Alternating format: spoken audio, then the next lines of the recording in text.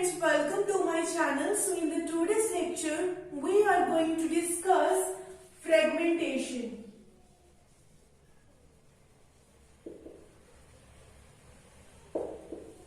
Network layer performs the duty of fragmentation. What fragmentation means? Fragmentation means dividing your bigger message into small messages.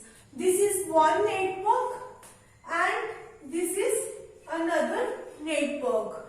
This is one network and this is another network. And we have routers present between these two networks. Each and every network has its own capacity. It is not that each and every network you will be looking in this world, all the networks would be having the similar capacities. No, each and every network might have a different network capacities. So what happens? This is our sender, this is our receiver. Okay, let's suppose this is Neha and this is Pooja. So both Neha and Pooja are present in the different networks, and both these networks has a different capacities. So what Neha is doing? Neha is sending some messages to the Pooja. Okay, the capacity of this network. Let's suppose this is A network, this is network B. The capacity of this network is very big, is large. The capacity of this network is large, but the capacity of the network B is small. Okay, so it is sending packets to the network B at a very high rate because it has more capacity. It can send more number of bytes of data at one particular point of time. But the network B doesn't have that much capacity. Okay, it is sending very large amount of bytes or large number of message size to the receiver B. But receiver can't accept that much amount of data at one particular point of time. Okay, what I mean to say, the capacity of this network is 10 Mbps and the capacity of this network is 2 Mbps.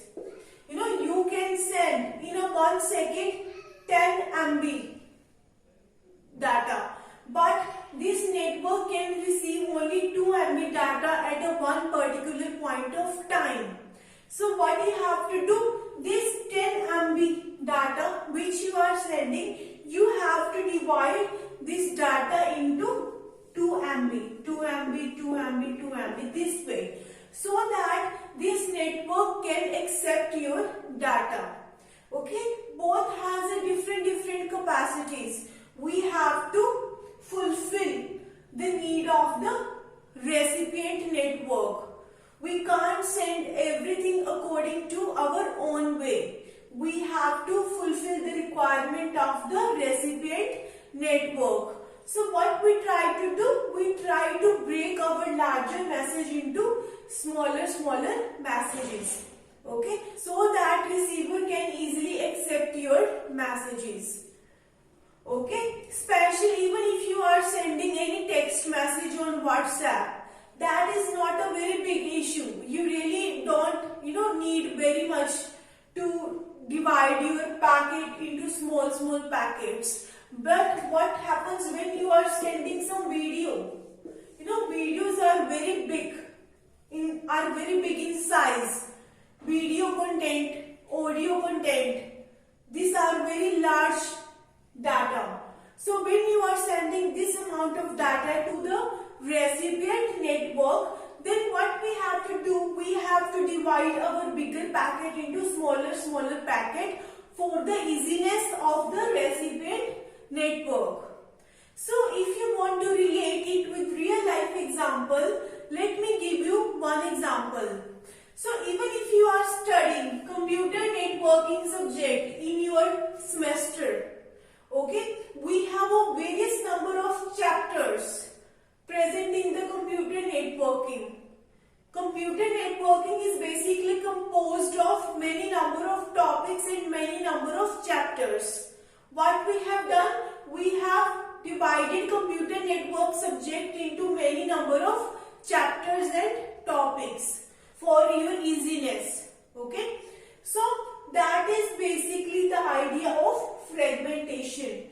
Your bigger message is going to be fragmented, okay, so that recipient network can easily accept these packets, okay, and your packets which you are sending to the destination machine might follow any path. It really depends whether you are using virtual circuit or you are using datagram service. Your packet might follow any path to reach at the destination machine. So all these fragmented packets are given one identification number. All these packets are actually fragments, but they all belong to one packet. This is a single packet. We are just making of its fragments. So each and every fragment is given a one identification number of the original packet. So the original packet identification number was 100, and now the fragmented packet is also having the same identification number. Okay, so when these all fragments will be reaching at the destination machine, what we have to do? They might reach at the destination out of order or in any manner, in any sequence. Then what we have to do? We have to arrange or combine all this sequence of packets. Okay, we have to combine all of these fragments at the destination machine to get the original message. What we will be doing? We will be performing reassembly algorithm. We will be performing reassembly algorithm at the destination machine to combine all of the fragments so that we can get the original message. Okay, so this is basic idea of fragmentation. So we have several fields in IPv4 header: don't fragment, many fragment, and fragment offset. In IPv4 header, these three fields are actually present. If sender is sending, don't fragment field to be 1. Okay, we have two situations. The first situation is sender is dividing your bigger packet into smaller packet. This is the first condition.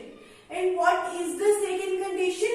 Router is going to divide your packet into small fragments. If sender is setting don't fragment field to be 1, what does it mean? It means that sender doesn't want that anyone on the intermediate path, any router in the intermediate path is converting your bigger packet into small packets. Sender doesn't allow making fragments of your packet if you are setting don't fragment field to be 1. Okay, in that case what router will do?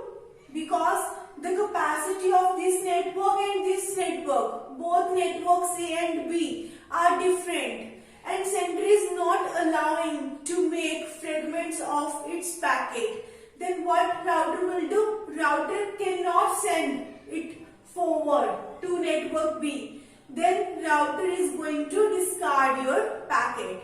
It is going to discard your packet, and sender has to retransmit the same packet to the destination machine. Okay, then sender will understand, okay, this was the reason that why my packet was discarded by the router. Then next time what sender will do? Sender will make fragments of its packet, and then it will send that packet on the channel to reach at the destination. This is our don't fragment field. And what is the purpose of and fragment offset. If you look at all these fragments which we are sending to the destination machine has the same identification number. All these fragments have the same identification number. Then how? If all these fragments will reach at Pooja, okay, all these fragments will reach at the destination machine, then how you are going to know that which one is the first fragment, which one is the second fragment? Because all these fragments you are going to combine at the destination machine. You want to get the original message. So you have to arrange all these fragments, okay, in a one particular sequence. So how you will be arranging all these fragments in a sequence? With the help of many fragment and fragment offset. So this many fragment and fragment offset basically helpful for maintaining the state of packets. Okay, let's suppose this fragment. This is the first fragment, second, third and fourth. We have divided our packet into 4 fragments. Now let's suppose the second fragment is reaching at the destination machine. Now how it will know that how many fragments are there in the network which will be reaching at this machine? Okay, so how we will be doing all that? Which is the first fragment, which is the second fragment? You can't do that with the help of any number or any sequence number. You just have the identification number and all the fragments has the same identification number. So these 2 fields, fragment offset and many fragments, these 2 fields are going to be helpful for you to arrange all of your fragments in a one particular sequence so that you can get the original content of the message. Okay, so if you have any query, you can check out my email ID in the description box. So thank you so much for watching my video. If you like my video, please like, share and subscribe my channel.